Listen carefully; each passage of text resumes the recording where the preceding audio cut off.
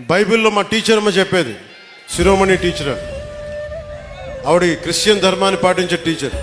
ఆవిడ చెప్పిన వాక్యాలు గుర్తుండిపోయినాయి. తనని తను తగ్గించుకున్నవాడు హెచ్చింపబడును అంటే నాకు ఇష్టం ఆ వాక్యం. అది పాటించాలనుకుంటా. 60 సీట్ల పోటీ చేద్దాం అనుకుంటే లేదు, 40 చాలు. 40 కాదు అంటే సరే 35, 35 కూడా కాదు 25 కూడా కాదు 21 అంటే 21 మొత్తం గెలుపు దేశం మొత్తం మాట్లాడుకునేలా చేస్తుంది. అంటే ఇది బైబిల్ సూక్తి గుర్తొచ్చింది.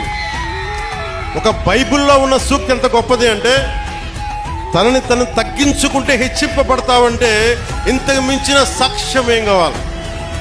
21 స్థానాలకి నువ్వు పోటీ చేస్తే 100% గెలిచి దేశమంతా మాట్లాడుకునేలా